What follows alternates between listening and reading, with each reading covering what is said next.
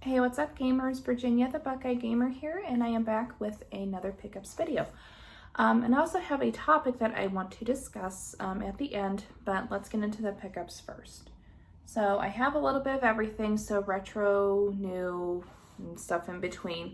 So I'm going to start off with a Super Nintendo game here. This is Legend of Zelda: Link to the Past. This is actually one of my favorite Super Nintendo games, and while it is available on the SNES Mini, which that's what I've been investing a lot of the time in for this, I am glad to have a physical copy. It's probably just going to sit on my shelf looking pretty, to be perfectly honest, but I am glad to have a physical copy of it. And that actually didn't cost too much. I was kind of surprised. I think maybe 20 bucks, if that. So not too bad, considering a lot of North American Super Nintendo games are crazy expensive, at least, you know, the really good ones like Earthbound. But anyway, so never mind that. Sorry, that was bad. But anyway, I finally added, after several months, I finally added some Nintendo 64 games to my collection. Now, for those of you that don't know, I am going after a complete North American set. I think I'm about 56 or 58 games away. So I'm getting there. It's just been slow going because I haven't been able to find any local aside from these few, and I'm not ready for eBay just yet. So anyway, so we have Resident Evil 2. I've actually been playing the remake on the Xbox One, and it's pretty fun. Never been a fan of that series, but that might make me a fan. So I'm not big into survival horror, but anyhow. Then we have Lode Runner 3D, got the end labels there as well. And then we also have, this is like an arcade party type game, we have Bust a Move 2. Feels like there's like tape or something on this because it feels pretty glossy. Then there's the end label as well. And then this next one's a Japanese import. I haven't the foggiest idea what this one is, but a Retro Store had it, and I have been getting into imports for the N64 a little bit. So I'm curious to try this out. Now, the one thing though, and I've done videos on this in the past, there's usually a difference in the backing for Japanese and North American N64 games, but it looks like for some reason whoever owned this before put a North American backing on it. The only difference is, if you see these little openings here, they're a little wider and go inward a little bit more on Japanese cartridges, and that's actually the only thing that keeps it region locked. Because if you watch some of my videos, you can actually take the backing off and then it'll work on a North American system, which is pretty cool. But yeah, I'll definitely have to try that out and see how it is. Then I got a couple PS2 games. First we have, and this is actually in immaculate shape, I have Jak X Combat Racing. I have a confession here, guys. I do have the Jak and Daxter remastered collection for PS3. I have not played it yet. And I know that's like one of the quintessential platformers for the PS2, that and what's it called, Ratchet and Clank, which I have played those games. But I really need to get into that because everybody just raves about it. But I've always wanted to get the racing. I think this is the only one that didn't get a port on the PS3. I think it did get a remaster though on the PS4. I did see Limited Run put out an order for it, and I should have jumped on that, but I didn't like a fool. But yeah, I'm glad to have this, so I'll definitely give that a try.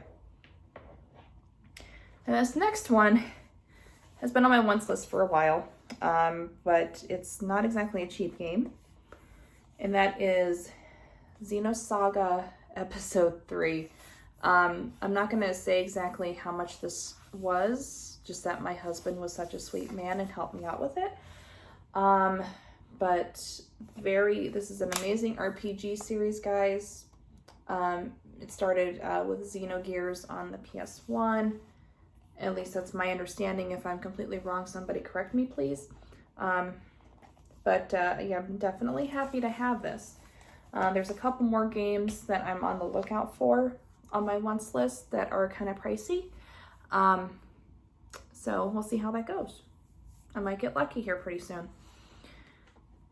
And then the next one, I wasn't sure whether to put this as an Xbox 360 or Xbox One game because it kind of has both on here. but I picked this up at Best Buy with a gift certificate that I had.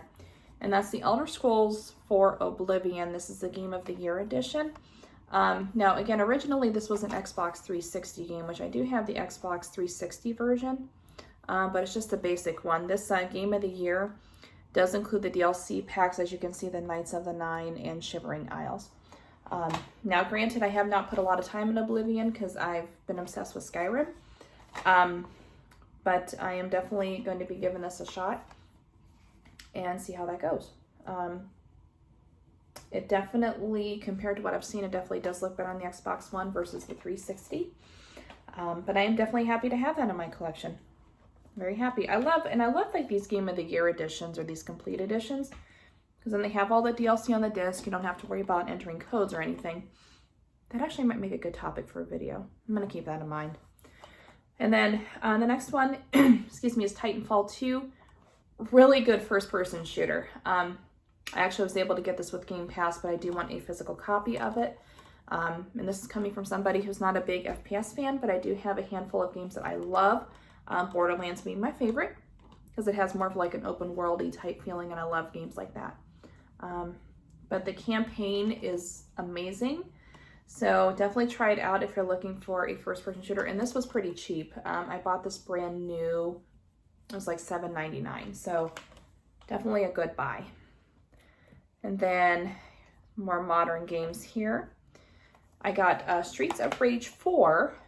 Now, I've never played a Streets of Rage game. Now, this is a beat 'em up series that originally started on the Sega Genesis. So I'll give you guys a good little peek there. But I've never played it, and I do like beat 'em ups. I like fighting games. That RPGs and driving games are among my favorites. So that's going to be the bulk of my collection, which I might go into a little more detail later on. But inside here, you actually got some really nice stuff. So you got a manual as well as a keychain, which I might leave that in there. Actually, I'll take it out though so you can get a closer look. There we go, that's better. Get out, take a closer look. And then the manual here, I think this, actually this isn't really a manual, it just has like concept art in it, but that's still pretty cool. So I'm gonna have to give that game a shot here pretty soon.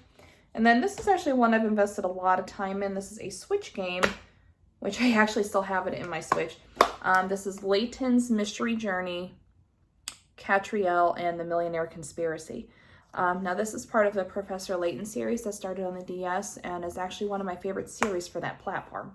But it's a puzzle, like an adventure puzzle game, but it's very relaxing.